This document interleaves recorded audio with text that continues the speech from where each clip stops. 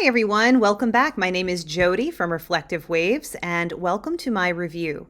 This week has been crazy, so crazy busy. My entire week was spent getting ready for the Lake Huntington Lake Association Appreciation Gala that was held this past Saturday. Woo, what a doozy. I was run, go, nonstop. I had very little time for self-care. I had even less time to get my projects done. I was fully immersed in the completion of every little minute detail on that to-do list to get this event up and running. And boy, oh boy, did my hard work pay off. It was a very successful event. The Lake Association, which I volunteer with, is all about cleanup efforts of the lake. So it's really important. And I found that I needed to dedicate this time to it. The lake is such an important part of the community. It truly is the backbone of our community here. I host my yoga classes out on the lake, and it is just something that is so important, not only an environmental standpoint, but from a legacy standpoint. And this lake is available to everyone in the community and the visitors that come and visit upstate New York. So it's something that's really important to me. So I felt like I had to dedicate this time to it. And in response to that, I was extremely depleted. I did what I always say you shouldn't do, and I was just pouring and pouring and pouring from my cup until there was literally nothing left. I had to take half of Sunday just to try to recover and restore a little bit, and I'm still feeling very depleted. So I thought today we would review a restorative yoga class. So I found a really nice one. This class is a restorative yoga for stress relief, and it's a 30-minute long practice by Jessica Richberg. I know I really needed some decompression and stress relief, so I thought this would be a great review for me personally and then also my clients, because of course we all know how hard we all work on a regular basis, and I want to be there to support you in that journey. So for those of you who don't know, I'm a 200-hour certified yoga teacher. I focus on recovery and restorative modalities that help my clients find relaxation and stress reduction in their lives. I started these reviews because I'm super passionate about helping my community find yoga experiences that really resonate with them and help them reach their goals. I want us all to have an awesome time on our yoga journey and discover practices that make us feel amazing and are also accessible. So let's dive into this review together, and hopefully you'll find something that resonates with you. Welcome to your 30-minute stress relief yoga practice. The following sequence includes gentle yoga postures and stretches designed to bring you a sense of calm. This practice is for all levels. Either a yoga block or a pillow is recommended, but if you don't have either of these, you'll be perfectly fine without them. We'll begin by laying on the belly, coming into a belly down shavasana. So make your way all the way down to the ground. Extend your legs and arms behind you. Take up as much space as you'd like. Allow your feet to fall out as they naturally are. Place the palms face up and gently rest one side of your face on the mat. Okay, so let's break it right down right off the bat. This is restorative yoga. I found that it was more of a gentle yoga with the addition of some props if they were available. When I think about restorative yoga, I think about using a ton of bolsters and straps and props to really alleviate pressure throughout the body. This was definitely a gentle or recovery type of class, so that was fantastic. Coming back into a child's pose, big toes together, knees can be together or apart. Reaching the arms forward and resting your forehead on the mat.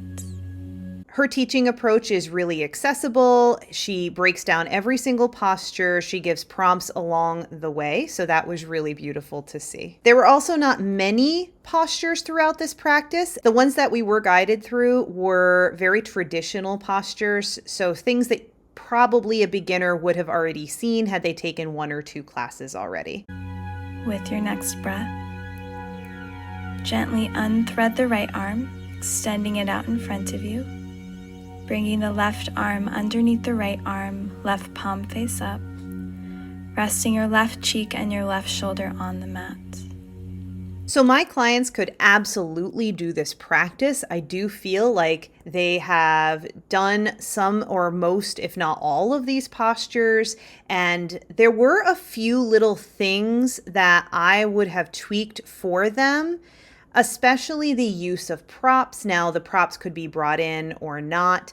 I did find that in the first posture where we're laying completely on our belly, to me, it can be really too much in the cervical spine. I would have stacked my hands and brought my chin underneath. When a lot of my clients wear glasses, I wear glasses when I practice. Sometimes that kind of squishing onto the floor can be really uncomfortable. You'll notice I'll usually take my chin instead of the side of my face. So that's just an option. It really has nothing to do with this particular practice. But to kind of think about those things, some people have, hearing aids or have to wear something special on their face like glasses. The cervical spine, I think, can really get impacted by that. So just if you have glasses, then you know the struggle of that. So feel free to bring that in whenever you like. Keep your legs as they are and start to walk your hands back towards your feet.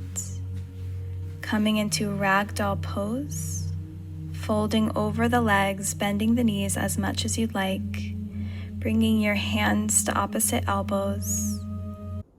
This is a 30-minute class, so I would suggest it be done at night. This is not a morning waking up kind of thing. This is I need to relax and deal with the stress and recuperate.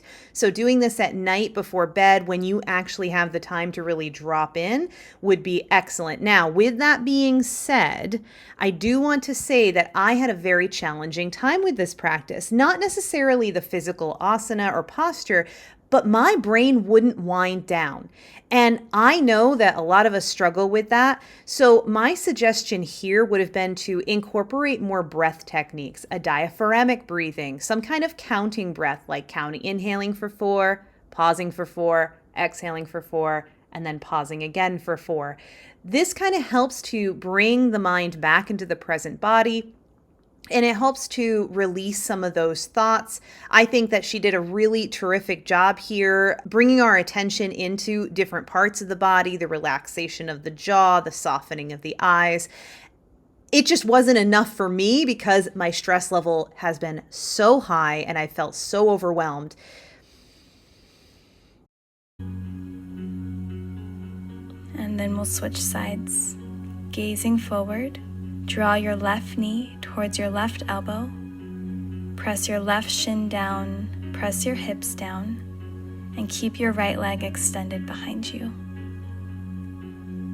I wanted to take just a quick second and talk about this particular posture. There were no modifications for pigeon that were given, and I can't do pigeon right now because I'm recovering from a knee injury and it's going so well, I don't want to re-injure it. So for me, I just laid on my back and did figure 4, which is an absolutely great alternative to pigeon.